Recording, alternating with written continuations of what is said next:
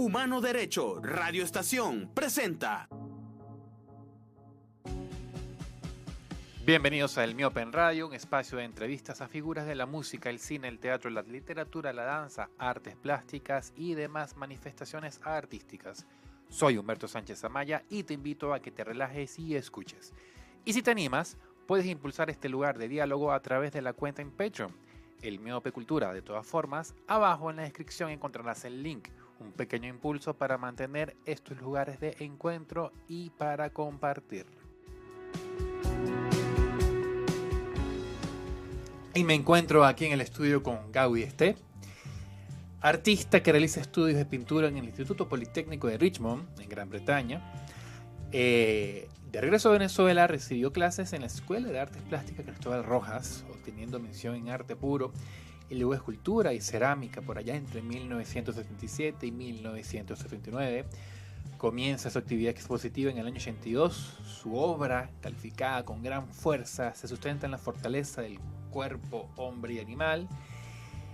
Ha sido expuesto en el Museo de Ciudad Cáceres de Extremadura, España, así como en el Museo de Arte Contemporáneo de Caracas, el Sofía Inver y el Museo de Arte Latinoamericano de California.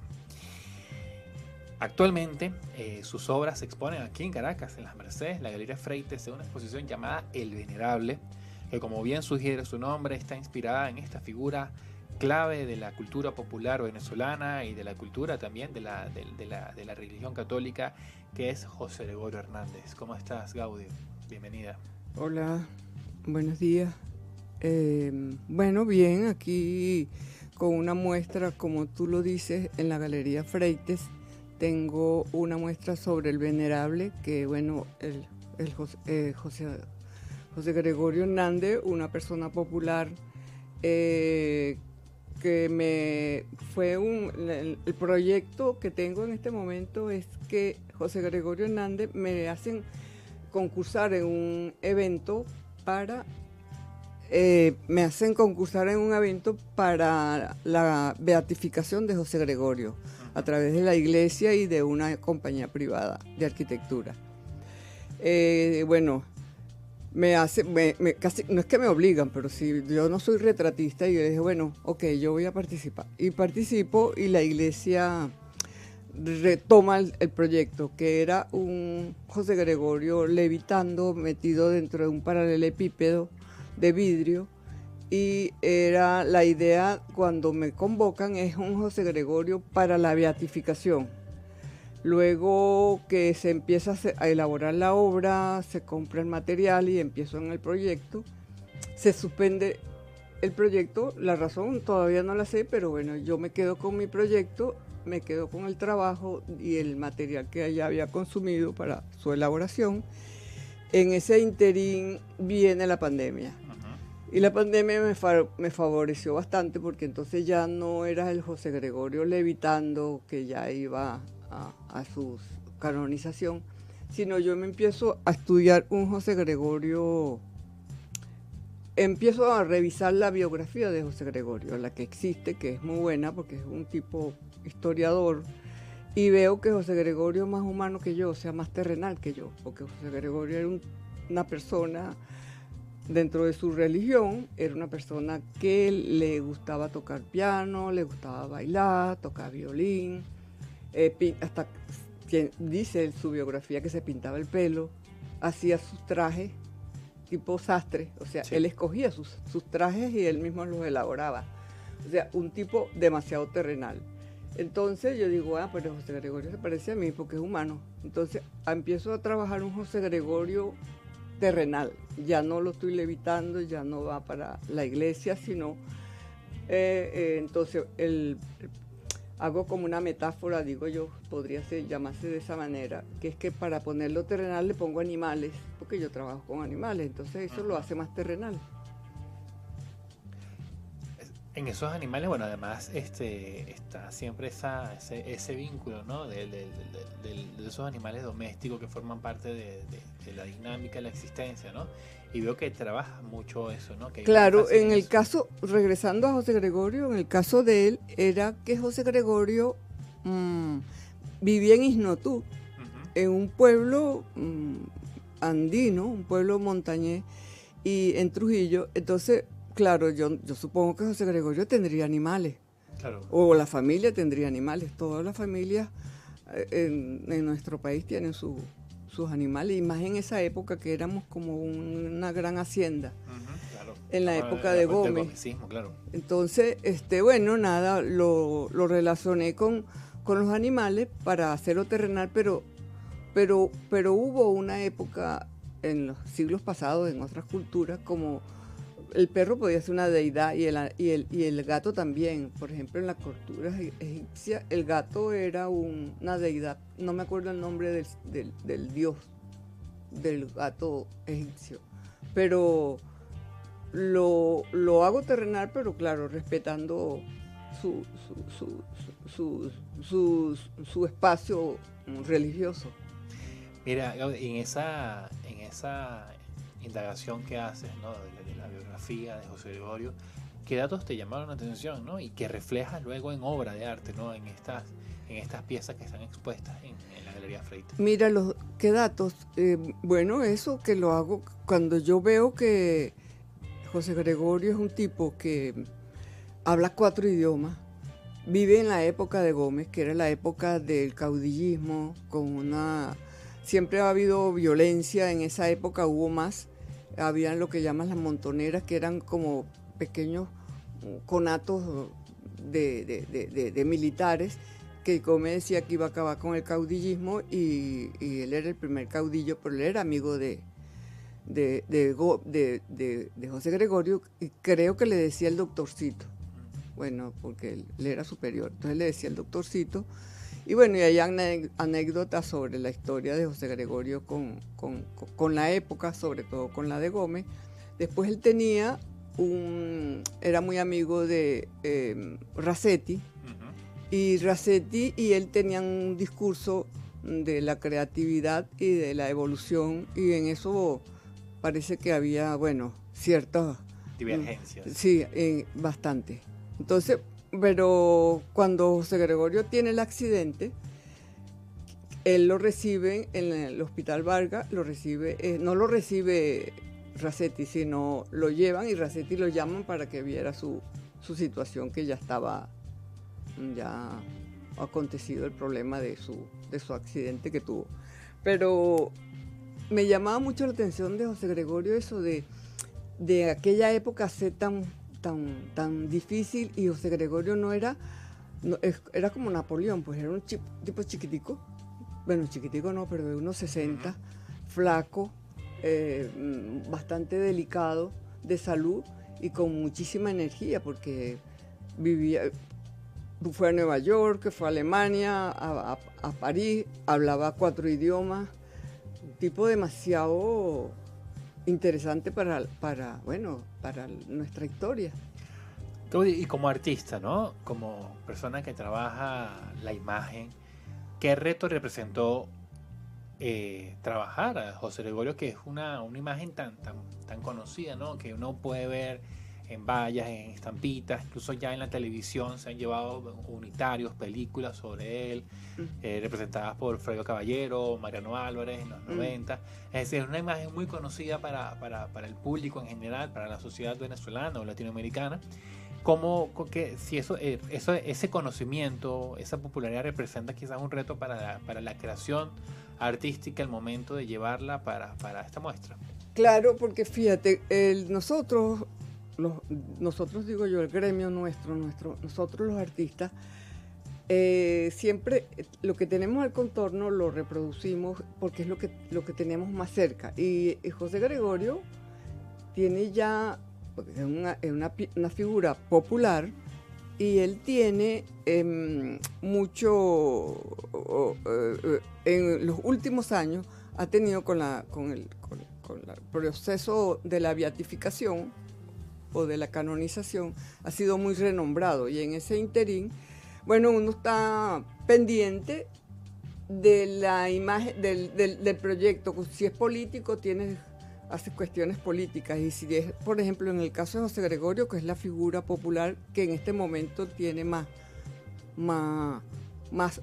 sonido, es un icono popular que, bueno, tú lo ves por todas partes, y eso yo no me había dado cuenta de eso. A mí me llaman al concurso, entonces yo lo descubro, pero eso existía ya el contorno de mi persona, pues la beatificación, la santificación, la historia de José Gregorio, los estudios de José Gregorio, o sea, eso forma parte de nuestra manera de ver y de sentir. En la producción ahorita de José Gregorio, yo hago una primera imagen y la hago una figura completa, tallada, dándole, no colosal, porque es una pieza de 2 metros, pero para darle más fuerza, hago una pieza de 2 metros, la tallo, la copio tal cual José Gregorio, con unas manos muy fuertes, pero como viene la reproducción de la imagen, porque la imagen de un ícono se reproduce mucho,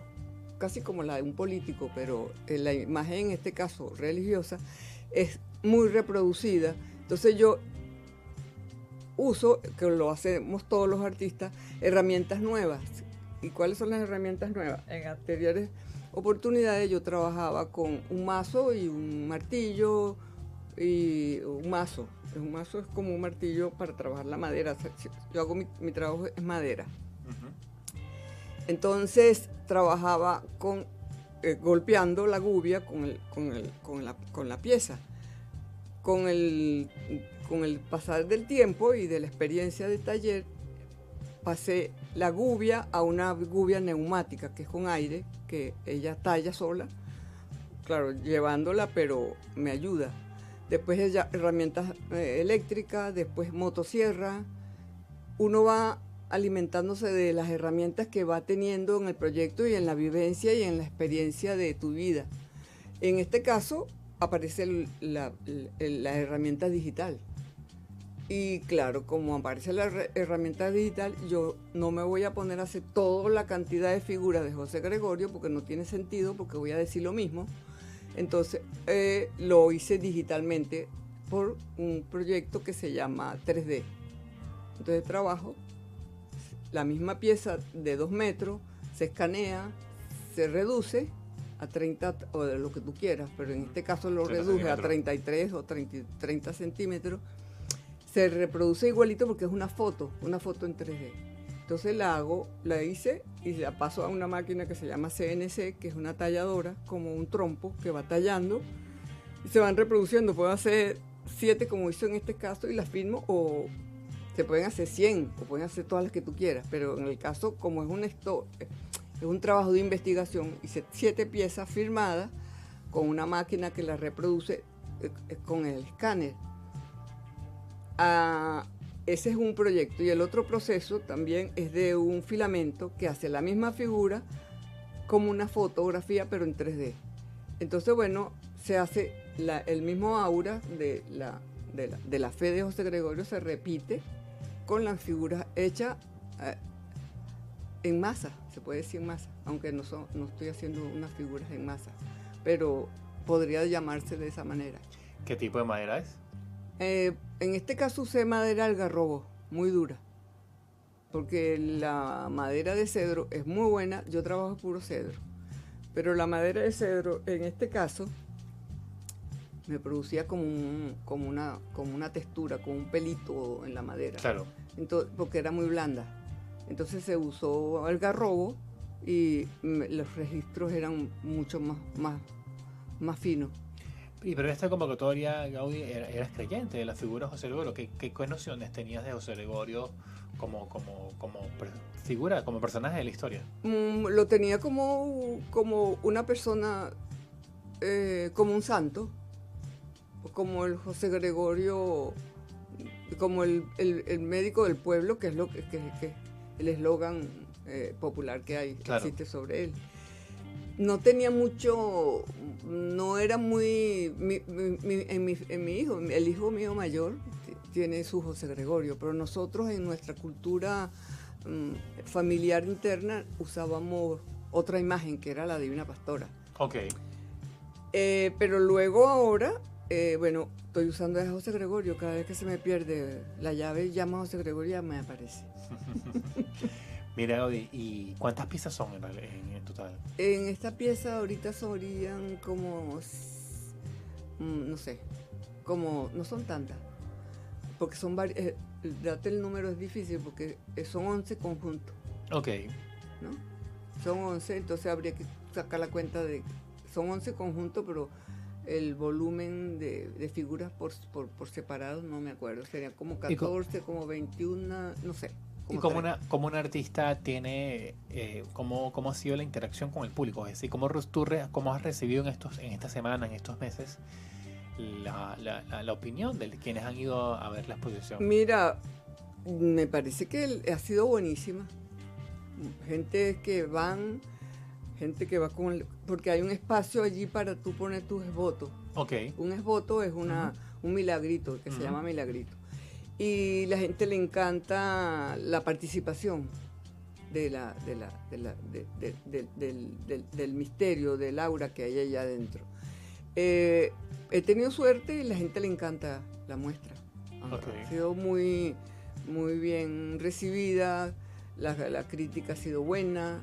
Marilu Cárdenas, ella me está asesorando en la curaduría. Ella está bastante contenta con el trabajo. Me visitó en varias oportunidades el taller, cuando está en el proceso del trabajo. Y bueno, hasta ahora, claro, como se ha atravesado la situación política, no sé mayor cosa, pero ha tenido muy buena. Luego, después que pase el proceso político, retomamos otra vez, porque me queda un mes más en la exposición para hacer un encuentro de conversatorio. ¿No? Sí. ¿Y qué está trabajando ahorita, además de esto, ¿no? ¿Qué está ocurriendo en ese taller de bueno, mira, uno queda como un poquito en descanso, pero no, yo sigo trabajando los animales y eso, porque antes tenía un proyecto con unas gárgolas. Siempre quise trabajar durante un rato. Cuando tomo un tema, yo primero lo investigo y luego lo elaboro. En este caso, bueno, estaba estudiando un poco sobre la historia de las gárgolas y empecé a hacer unas piezas porque me interesaba la gárgola como proyecto de misterioso, y luego la puesta en escena de la gárgola era para mí como una propuesta interesante. ¿Por qué? Porque sobre todo en la galería donde yo trabajo era interesante, porque como la galería tiene como 5 metros de alto las paredes, entonces la idea era que elaborara mis trabajos de gárgolas, que son bestias y animales, y tú caminaras por la galería, pero tuvieras que ver para arriba. O sea, es un proyecto que tengo en mente. Y en esa investigación de la historia de la gárgola es una figura que siempre es como intimidante y misteriosa, ¿no? ¿Cómo la descifras tú? ¿Qué te llama la atención de la gárgola? Lo mismo, intimidante y mágica, y a veces protectora, a veces diabólica. Sí. Se mueven esos dos terrenos, ¿no? Sí, los dos terrenos. ¿Por qué? Yo no sé, la historia. La historia la lleva a eso, y además tú ves las caras.